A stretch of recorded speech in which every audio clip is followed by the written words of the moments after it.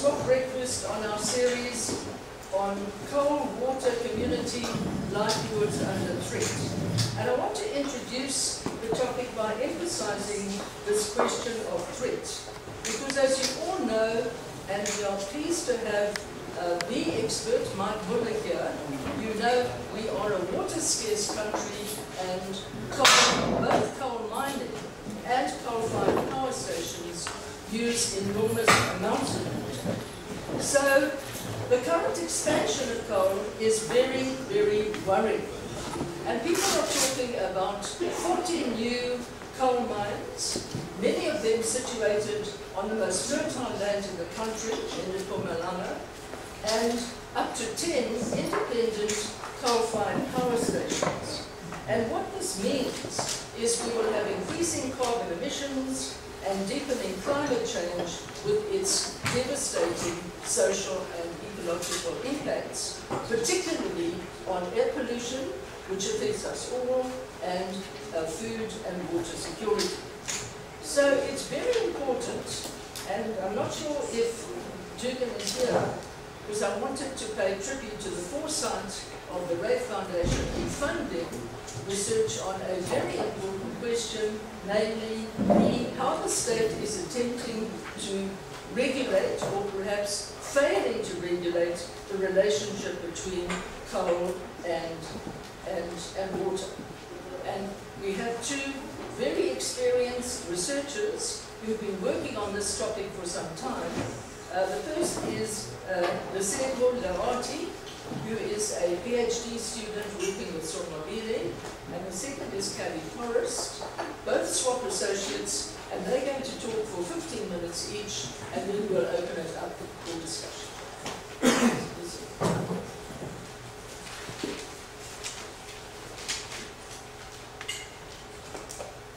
Thanks, Jackie. Good morning, colleagues. This presentation will be focusing on mining and water use regulatory breakdowns, and it's part of a broader discussion of regulatory system breakdowns in South Africa with implications for deepening of democracy. In so doing, delving into how and why was the project transformative. Yeah, it's on. In so doing, the people here at the back. Yes. In so doing, we'll be looking at how and why transformative post-apartheid water laws that failed in the context of coal mining. We'll also look at how coal sector restructuring has affected ownership, and how this may have developed a dual regulatory system favoring BE juniors of coal majors. Also, we'll be assessing whether the regulatory system facilitates transformation, or actually serves interests that run counter to the just distribution of water in South Africa. In interrogating these issues, we'll be focusing on the Delta case study. Coal is a very important resource for South Africa, not just in terms of exports, but also for power generation and manufacturing in general. For instance, petrochemicals, plastics, steel making. As a mineral resource, it's the largest resource in terms of revenue, contributing 1% to GDP, employing about 90,000 people, paying about 19 billion rands of wages per annum, and is a critical source of foreign exchange. South Africa exports about 30% of its coal, and much of this demand is driven by the global south. Eskom acquires about 53% of South Africa's coal, and this goes to power generation for Eskom's 13 power stations, which generate about 92% of South Africa's economy. So clearly coal is very central to the economy, but at the same time it's got important implications for water resources, given that coal mining has polluting impacts for water. Looking at the most relevant regulations in this question, first of all, is the Mineral Petroleum Development Act, MPRDA, under which the Department of Mineral Resources issues mining licenses.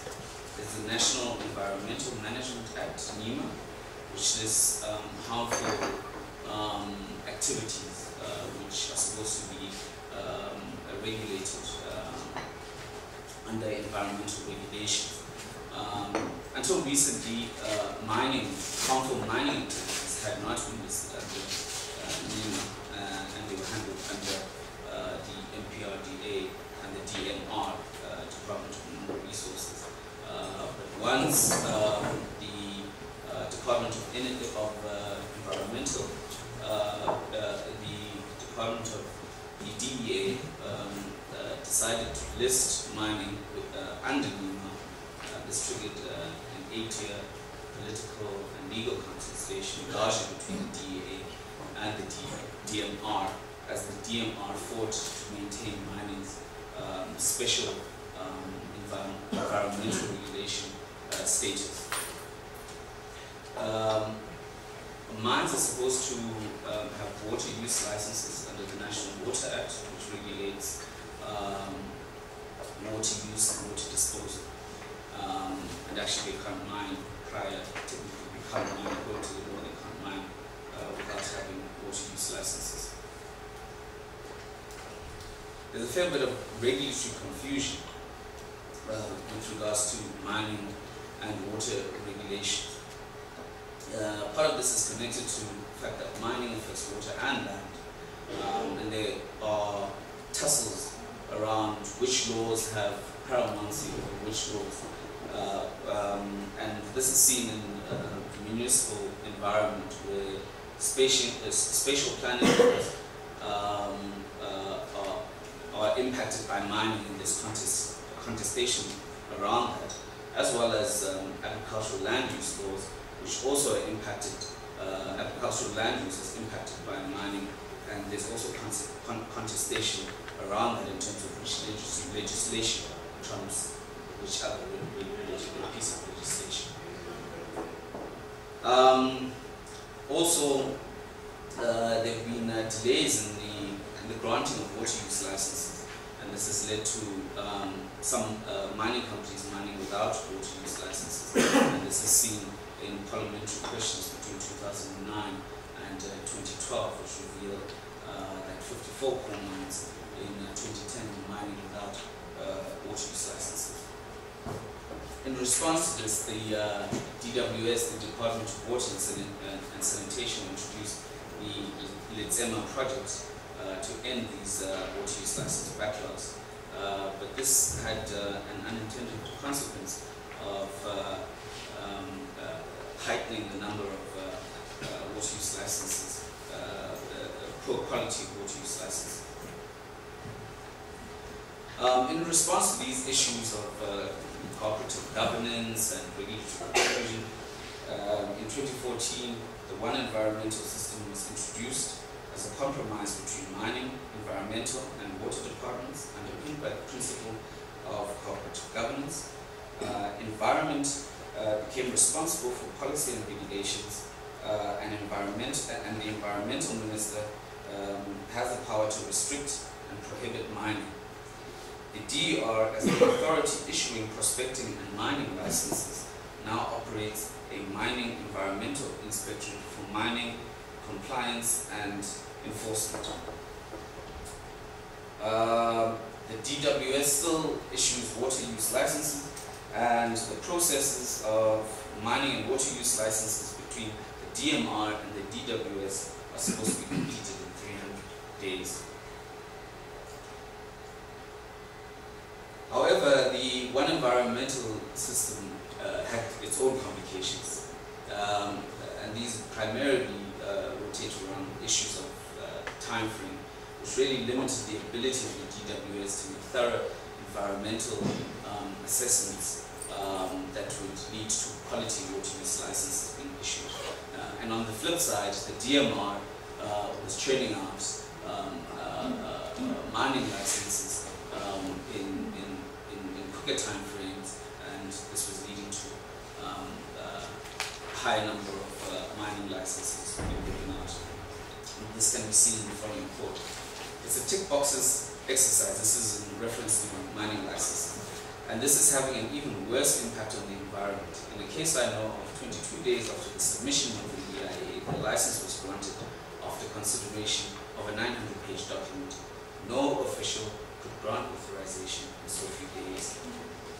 Moreover, the one environmental system led to the DMR having a contradictory mandate. On the one hand, it's supposed to promote mining. On the other hand, it's responsible for environmental compliance and enforcement. Failures in water laws also revolved around governance failure. For instance, the failure of the appeal system, which was undermined by the Minister of DWS when she suspended the Water Tribunal, and even when it was reinstated later, it had been hollowed out because contestations around water use licenses were now being taken to court or going directly to the Minister, and this speaks to the issue of the discretionary executive authority of the Minister in terms of overturning water use license decisions made by her department. And as contestations around appeals go on, mining continues.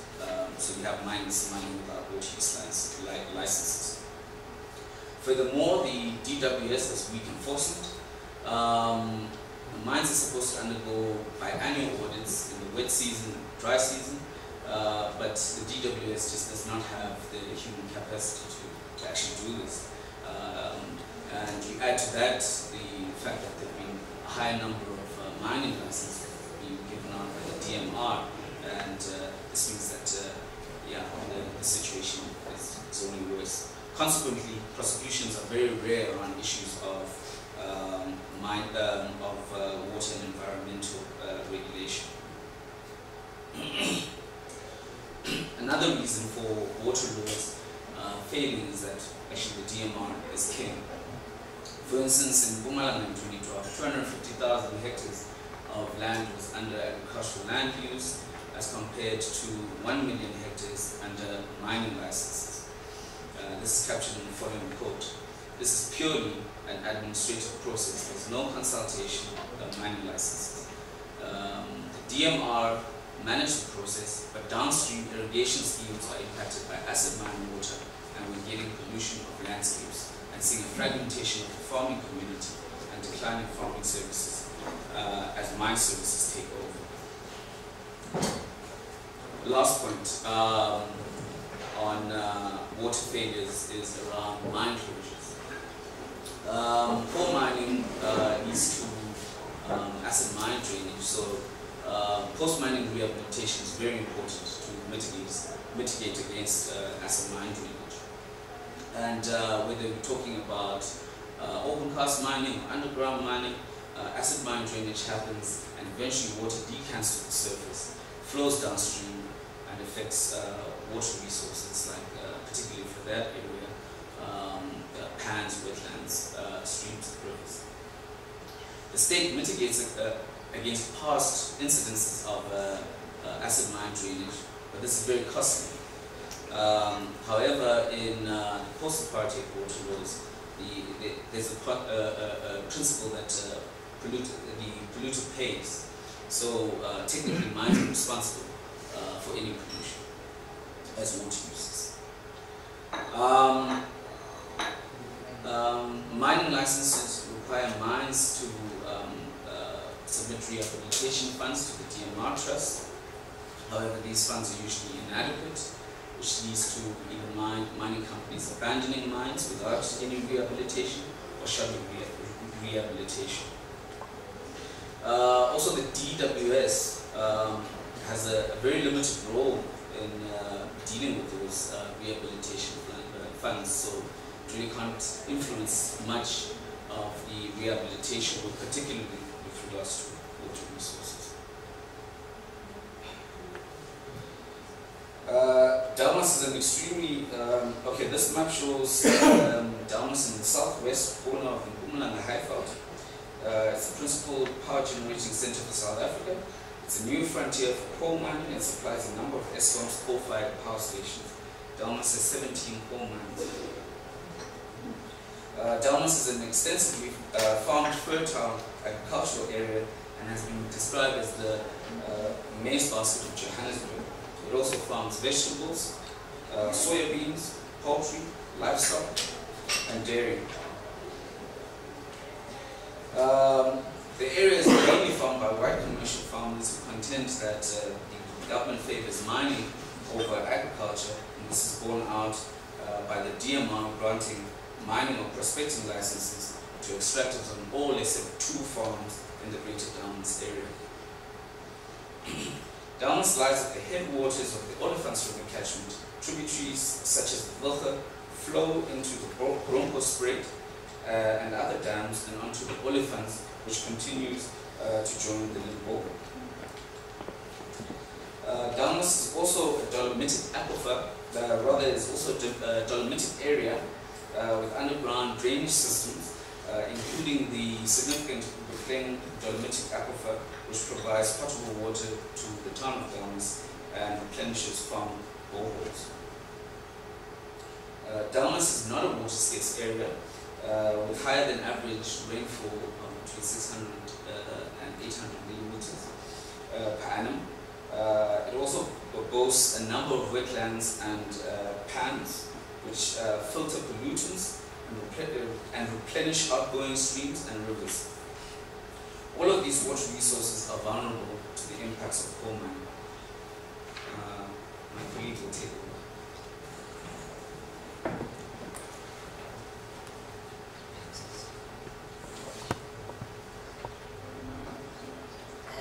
Yeah, I'm going to talk about the outcomes of our Delmas case study, and I'm going to have to go fairly quickly here. It wasn't a singular case study. We didn't look at a particular mine or a particular couple of mines in depth. Rather, we tried to investigate the cumulative effects of a whole number of mines on water in the area.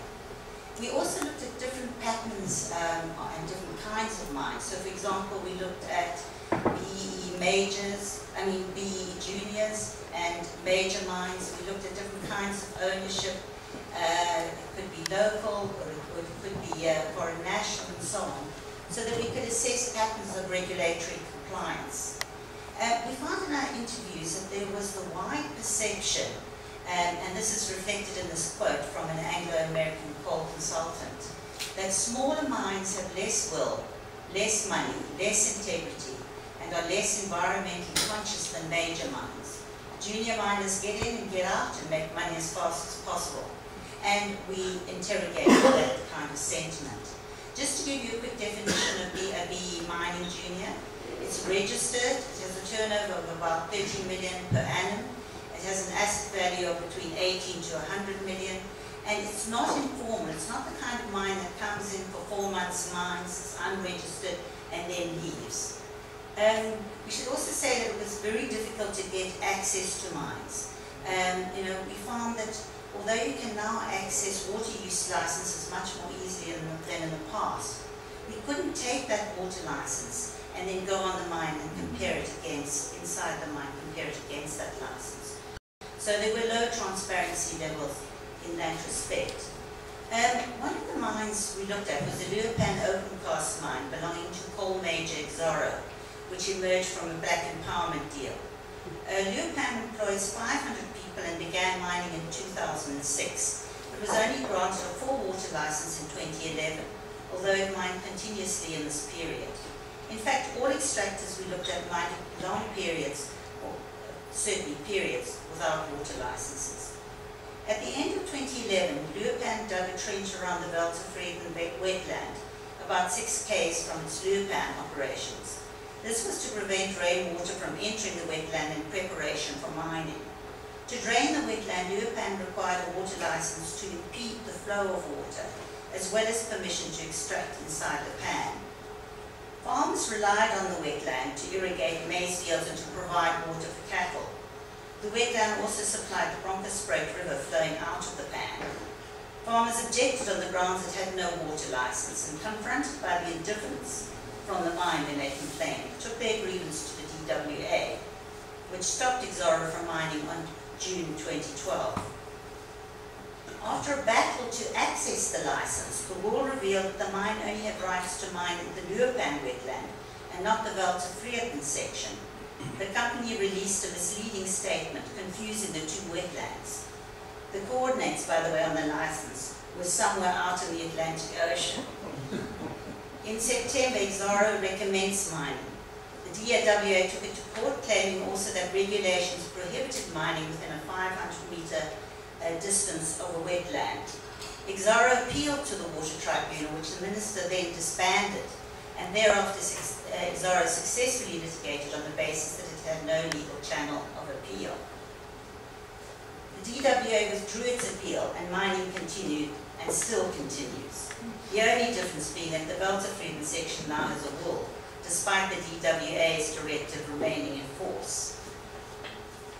Delmas Coal is an underground mine. It's owned by K.I. Goyaza Mining, and it's a well-established BE junior emerging from an empowerment deal. It provides low-grade coal to Eskom and is viewed by the Chamber of Mines as a real BE success. Its offices in Witbank reveal the company secure in long-term contracts. Below Delmas lies the Wilga River, but it's dammed up by a bridge built 15 years ago by a previous miner to create a reservoir of water. Companies contracted to the mine pump out water from mining operations. This is unlawful under the National Water Act and is also contrary to its water license, which states structures must be designed to prevent the damming of river water. The mine is responsible for activities carried out by its contractors. And as you can see here, across the bridge, the Wilga River has simply become a trickle. Farmer Skalakam lives on the doorstep of Delmas Coal.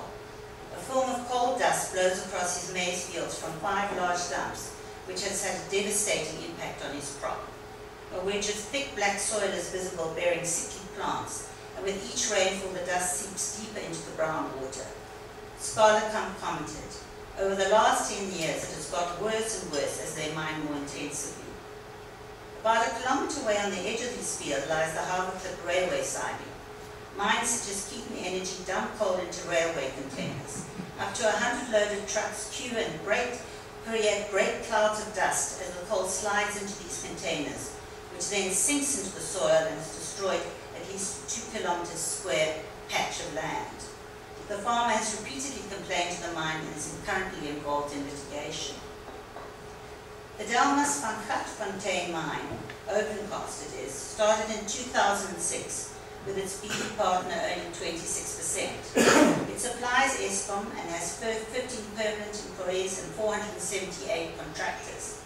It applied for a water use license in 2008 but continued to mine without a wall until 2015. Eskom pressured the mine to be compliant, but later it pressured it to mine without a license in order to secure its coal supply. Kangala is an open-cast mine owned by Universal Coal, the BE partner holding 29.5%. It's registered in the UK and listed on the Australian Stock Exchange. It exports and also supplies Eskom, has made record earnings before tax in 2015 of 138 million rand. Farmer Duplessis complained to the DWS about fracturing and contamination of the aquifer chamber under his farm, which supplies his borehole due to Kangala's blasting. DWS officials visited, but couldn't test the borehole water because they hadn't brought the necessary equipment. The mine later tested the water, saying it was potable, but Duplessis wryly commented, "When I asked him to drink it, he refused." The coal dust also clogs his borehole pump, leading to its breakdown. Kangala is authorized to channel specified amounts of dirty water from stockpiles, but according to Duplessis, the DWS fails to monitor as biannual audits require. In the background you can see that Brakfontein mine and Gete Exploration and Resources Brakfontein Junior began in 2006 as a subsidiary of the Indian Gupta family's Oak Bay Investment Group. It holds a 10-year contract with Eskom to supply Majuba Power Station. The mine, according to its license, should have 10 groundwater monitoring boreholes, but Farmer Gericke contends there is no proof that they have any boreholes in that mine. Instead, they come to monitor groundwater quality from the boreholes of neighbouring farms, which means if they're contaminated, it cannot be proven that the mine is the source. Rockfontein lies next to the main road from Delmas to Leandro, surrounded by agricultural land and a wetland. Rain flowing out of the mine runs past its pollution control dam, down the road and into the Wilga River 30 metres on. Water and mud could cause serious accidents, but it also impacts on a farmer's borehole next to the river, while cattle and people from an informal settlement drink the water downstream. However, before 2016, the DWS had never performed a water audit, despite regular complaints. Abandoned mines are much in evidence in Delmas, the product of both junior and major mines. The abandoned junior Velgelegen mine, owned by Younger Coal, opened in 2009 and closed in 2014. Farmers complained to the DMR that there was no closure plan. Topsoil had mixed with coal discard, making future cultivation impossible, while windswept ash from a dump had destroyed the wetland. Rain flowed over the discard dumps into an outside dam, which overflowed into the wetland and the Wilga River below. The DMR ignored complaints and told farmers to go to the mine. The mine admitted having no disposal plan, that the dumps were burning and that the open pits were filled with ash. Younger invited the community there just soon after to consult on a license for a second mining project next to the Velgelegen. Unable to get onto the mine, farmers took drone images, which they produced, and then this is actually a drone image here, when the mine boasted about Velgelegen's good restoration. The mine admitted the wetland had been destroyed, but as you can see, the mine still lies abandoned in a contaminating state. The pollution control dam wall has ruptured, as it was not constructed to specifications to prevent contaminated runoff. Said one farmer, it has to last for at least 50 years. But what if they've disappeared by then? There are other problems with abandoned mines, particularly with old unremediated workings, where previous owners have sold on the rehabilitation problem, as these old workings at Delmas Coal show. I just need to move quickly to conclusion. There are a number of other examples that we could give. But just to look at the conclusion of the actual study, what we were finding is overall there was partial adherence to regulations. Mines selectively complied. It's not that they didn't comply, but they selectively complied. And in this they evaded the spirit of environmental laws, of the protection of the environment, and knowing that they could do this without consequences. There was regulatory avoidance in all mines we looked at, both amongst juniors and majors. And having seen the images that I've showed you before, you can see how the cumulative impact of 17 mines on water could be devastating, and certainly devastating to agriculture. Land, once it's been mined on, can't be restored. You know, one of the municipality officials that we interviewed said that in 15 years' time, Delmas will certainly be a mining town. Thereafter, the mines will move out, and Delmas will just become a wasteland, Delmas and surrounds. And mine flooding will then continue and contaminate downstream water. This is both underground and open cast impacts. We found little evidence of regulatory favoritism or a dual regulatory system. All mines, majors and juniors, were basically favored by the state with neglect. The DWS we found was pretty absent and non-functional, and there seemed to be a dereliction of duty at all levels of state. And we should just say, however, that Delmas doesn't necessarily represent all in Mpumalanga mining areas. There was only one major in this area, which was the Loate mine. So then to just look at the meaning of this regulatory failure that we found in Delmas. Environmental laws should protect water and ensure food security, but Delmas is moving in the opposite direction. There are definitely, we did pick up some problems with laws, but the main factor was mine compliance and the DMR monitoring and enforcement negligence. The one environmental system empowers the DMR, but it abuses its power to promote mining at the expense of environment. And if you're promoting just one of the laws that is supposed to be protecting the environment and water, and you're just working through one department, obviously cooperative governance breaks down. Sorry, but why does the state favour mining? Politics, power and accumulation drive many DMR officials. And it's for a whole number of motivations. It could be the possibility of jobs in mining, the possibility of entering into mining itself and owning a mine. And certainly there were nationalist sentiments buttressed by BEE and racial politics, which promoted the black mining elite over the white commercial farmers which dominated agriculture, certainly in that area. It seemed to us that the driving force for officials is the wielding of power and influence in regulating really big money. Basically the mining industry draws in really huge profits, much bigger than in any other industry. And if you look at all of the above, basically water concerns just seem to be irritants to the DMR. The DFWS was in the DMR's shadow.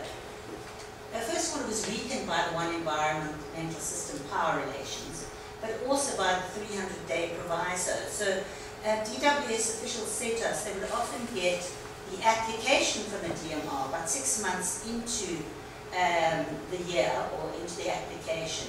And then they wouldn't have sufficient time to really investigate it. And so it became a kind of rubber stamping exercise and was handed back to the DMR. It would be wrong to say that all officials don't care. Some officials check mines in impunity, but they complained about being blocked. There were too many mines they had to oversee. They confronted indifference. They became indifferent themselves. They had competing mandates from different laws and different departments. They also confronted confused directives, which often emerged from a grey zone area of cronyism and politics, which they didn't necessarily know that was going on, but they just felt this blockage.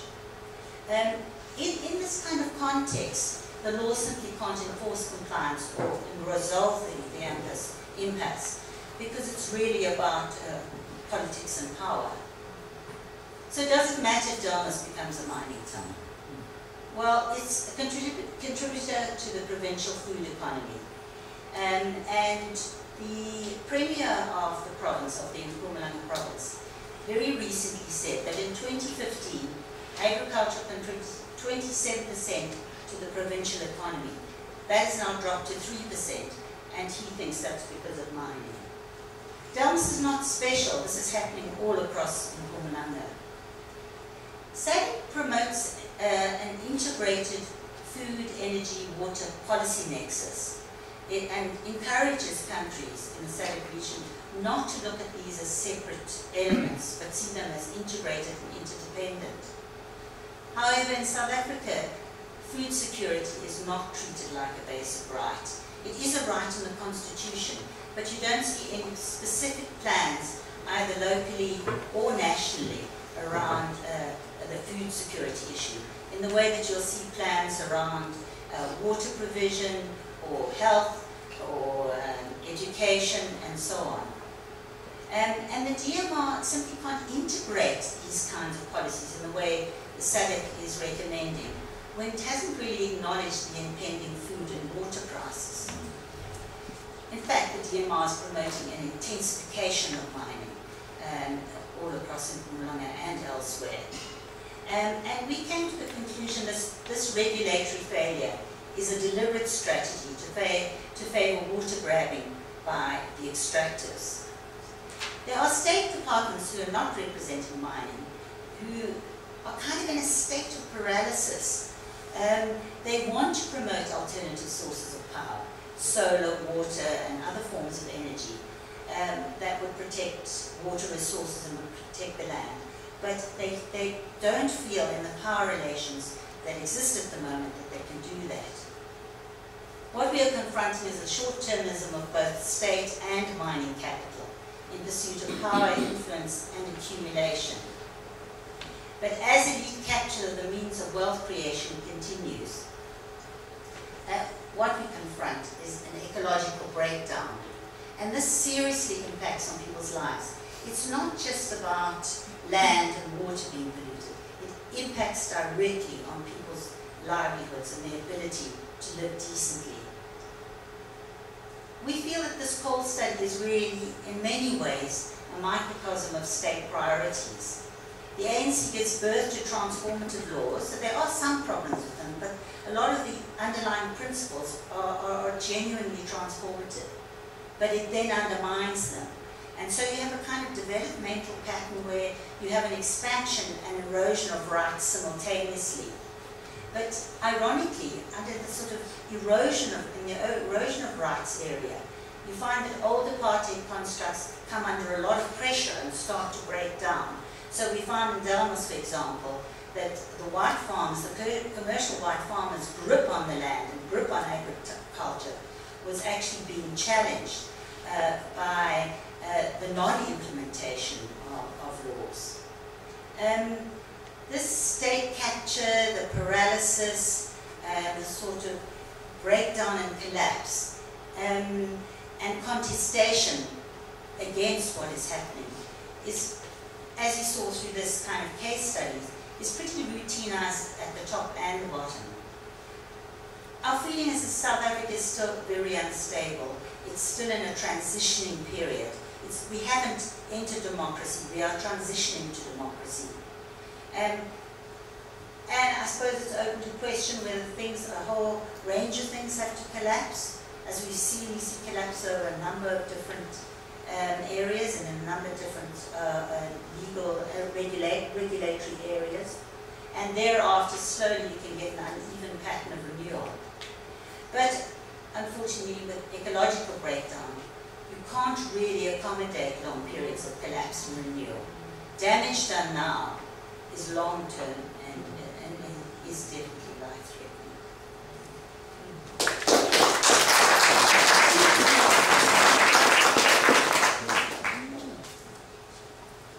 Well, thanks very much to Kally and Lesego for an absolutely fascinating presentation. And Dugan, I said it just now, but I'll say it again. I really want to congratulate the Wraith Foundation on having had the foresight to realize the significance of this particular issue of water licenses, because it really does show the interconnection of ecological, social and political forces. So thank you very much to the two of you, and let's open it up for questions and comments.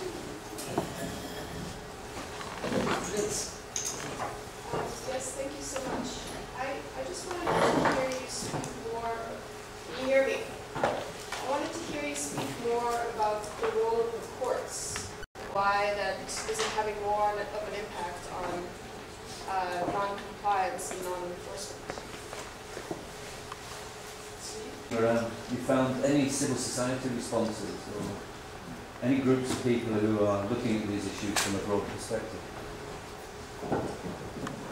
Thanks for this wonderful presentation. I just wanted you to reflect a bit more on the marked decline in water. It's actually the decline from 27% to 3%. What explains that? What are the impacts on the local food system of the agrarian structure itself? Are people dropping out of farming, selling off their range, and so on? Really intrigued by some of the stuff that comes up around how the state operates, and in particular the kind of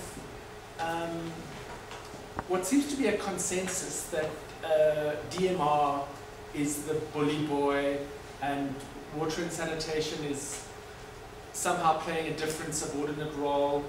And Kally, how does that kind of happen? Is it a question of the resourcing and capacity of those particular state departments, or how does that dynamic arise? And I know academics hate this question, but if one were to be seeking to shift that, where would you be wanting to engage? Just want to ask present us new study.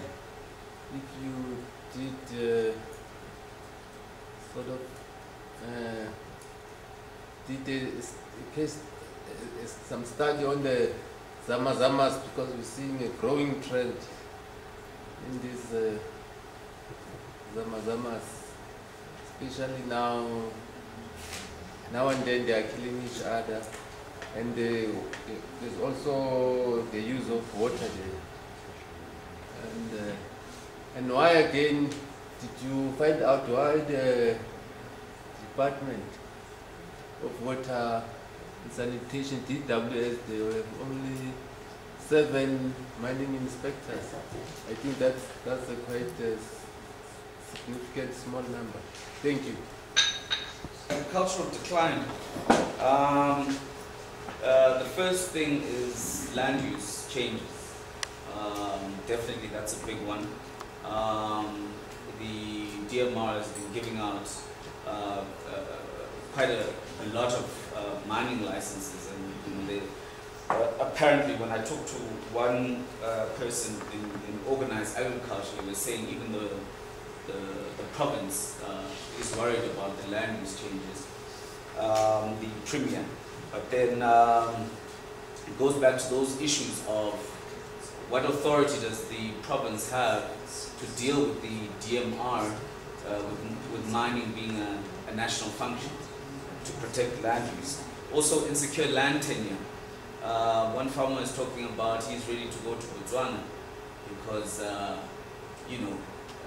he's already got a mining license on his land, and he was telling me that a letter had just come in for a prospecting license, so he was ready to throw in the towel because you can't invest really on your land. Some farmers collaborate with mining companies. I suppose it's farmers feeling disheartened, when you looked at that map of the Greater Dalmas area, you can see the changes that are happening. Mining is coming, and they really don't feel like they have, sorry not to step on the other question, but the power to sort of confront it, or some of them. And then the last issue is that I picked up that there was an issue of land rentals, maybe to try and circumvent this issue of insecure land tenure. Instead of buying, some farmers that are pushed off the land through mining, some are talking about renting. Yeah, I mean the civil society response, just to talk to the Dalmas area. First of all, there was Sanko, Dalmas Sanko, and those guys were really concerned about the impact of the mines. They spoke about it a lot, they spoke about how they thought about it and so on, but they haven't mobilized in any way, and the local community is absolutely focused on jobs. I mean, a lot of people I've spoken to they don't think about water at all, they don't think about the impact of mines. And then of course the other civil society group, which you can see from the presentation, is this militant farmers group. But it's a very split group, because there's a group who take up everything, who query the regulations, who take stuff to court and so on. And then there's another group of farmers around them who are nervous about that strategy, who would rather, as the mines encroach on them and destroy their land, they sell up. And they can sell up at reasonable prices. They sell up and they go off, I think there's the militant group said, and go and farm in the Cape. But we found that people farmed in Rustenburg and various had farming opportunities elsewhere.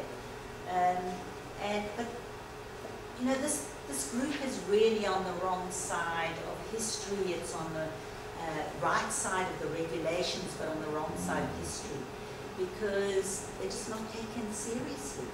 The department makes various comments and makes it clear to them that they must be a little bit more generous, and they must start giving to the rest of the population of South Africa now, so they get comments like that, or they simply get ignored, or as we explained here, people come and inspect, but they just don't have the wherewithal to inspect properly.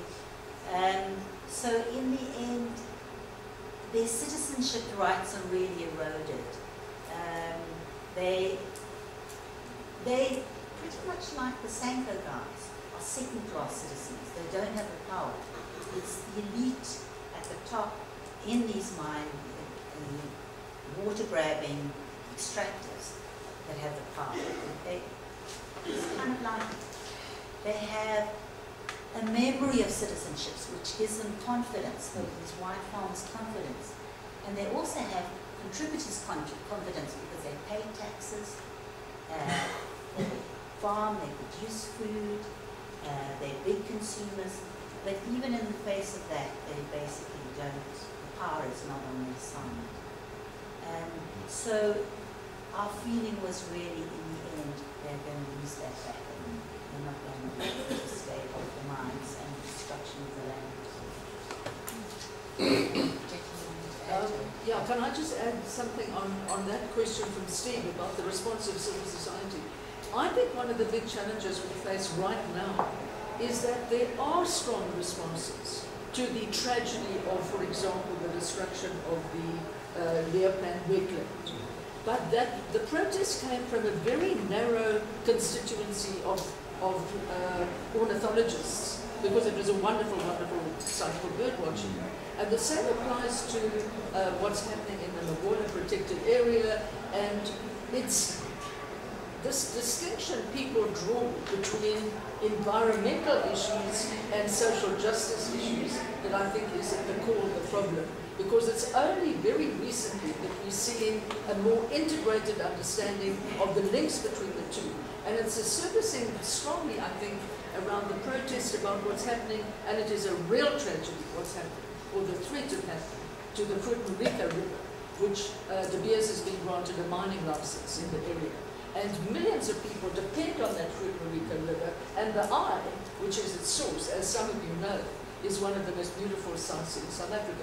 So I think it's that integration, it's the fragmented nature of civil society, the tiny nature of the environmental justice movement through organizations like Earth Round the Groundwork, and the lack of an integrated understanding of social, political, and environmental issues. And it's this kind of research which brings it together, which is so important.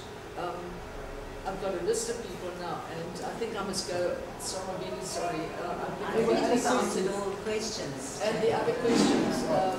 Dugan's going to complain that his question wasn't answered about okay, well, let me try and DNR as the bully boy. And answer Dugan's horrible question. He knew that. He knew that. Look, basically, I think one of the problems is with the regulation. We find that the implementation and enforcement role, which as we know in South Africa is the critical role. You know, you can have wonderful text laws, on paper, but it's the implementation that often crashes. And the implementation has now been, including the environmental oversight, has now been shifted to the DMR. So there was an inspector from the DWS which was actually operating, not totally well, but the green and blue scorpions were in fact taking various mines to court. But now, since by 2015, only one case has actually come to court around water use licenses. And so, in a way, the DMR has won out. It knows that if it implements, if it doesn't implement, it's really up to it. And if the inspectorate doesn't operate efficiently, well, that's okay, because the extractors can just continue what they have to do, and you can get more people into mining, and you can create more jobs, and you can move the black entrepreneurial elite into the economy and so on. So I think that there's a kind of structural problem there that creates a power center in the DMR.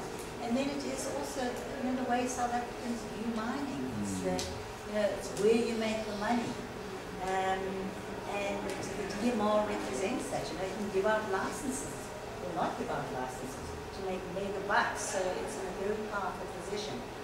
I mean, one of the shop stewards at Exaro said to me, because I was asking about, why did you get into agriculture? He said, agriculture is long term. It takes a long time before you start generating the money.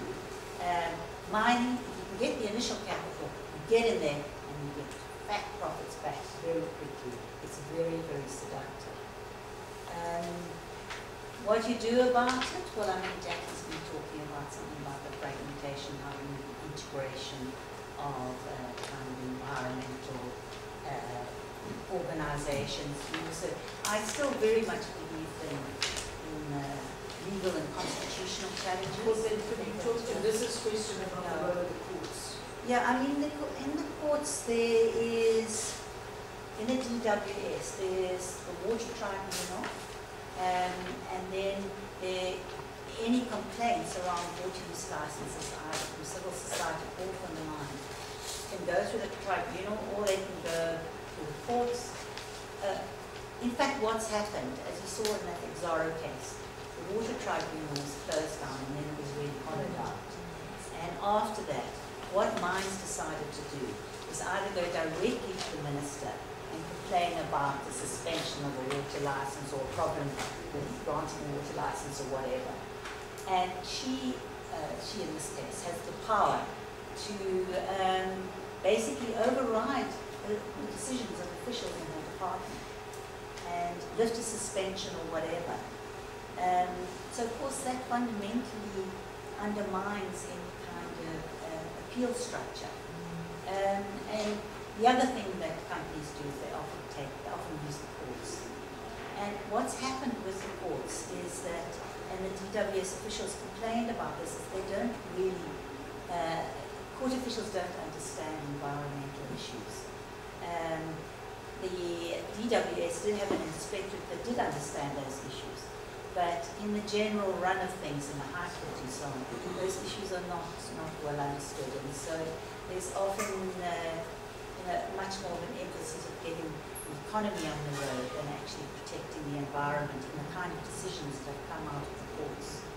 And they would talk about how they're trying to work intensively with the courts to educate them on environmental issues and to try and get more cases into the courts, and also once they're in the courts to get people to adjudicate, to actually understand the issues.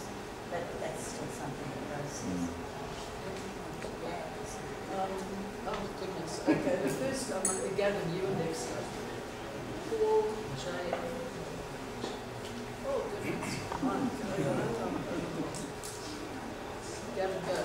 It's a brilliant presentation, and one of the bits which fascinated me from your conclusions was this lovely formulation you have about the simultaneous expansion and erosion of rights, and how the ANC is, as you say, there is giving birth to transformative laws which it simultaneously undermines. And this is a microcosm of something else, and it's something else I wanted to sort of talk about to open up the conversation.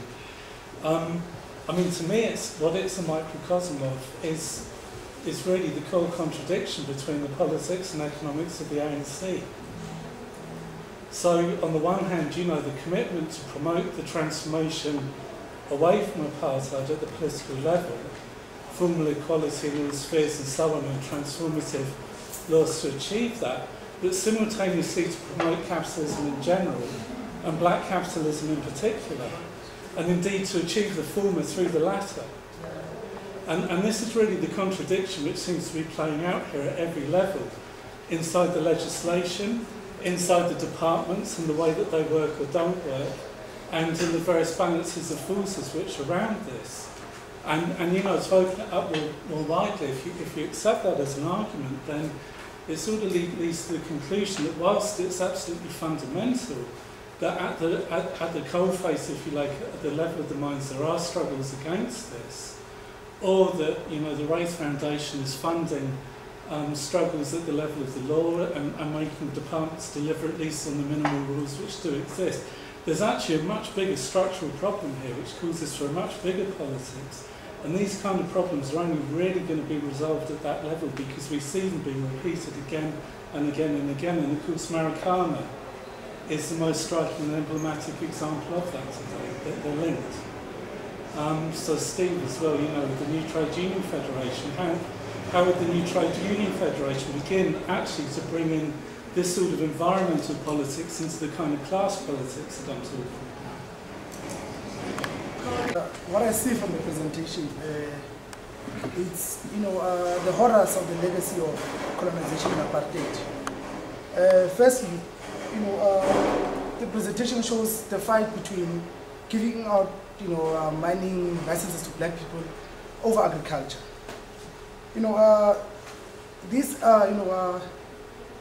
shows the history and the legacy of apartheid, that for a larger time that people have been denied access into the economy, and to remedy that, it has resulted into this. And that also we also need to look, that 27% to 3% contribution to agriculture. I think we should also expand the analysis to how does turning arable land into golf courses, holiday resorts, and all these other activities. I don't think it's mining only that contributes to that. I think we should also expand into analyzing how water has been used, how arable land has been turned into other non-reversible products of capital, right? And for me, I'm not surprised that this is happening. It is the nature of capitalism. It is about accumulation. It's never about the citizens or the rights, and also like the question about how did civil society respond. It becomes challenging to ask people who are unemployed, who are hungry, to say ignore that you are hungry, ignore that you are unemployed, focus on the environment. How do we deal with such issues that people who are hungry and unemployed must focus on preserving the ecology over their sustenance. So this speaks to exactly how colonization and apartheid has destroyed the future of black people in South Africa.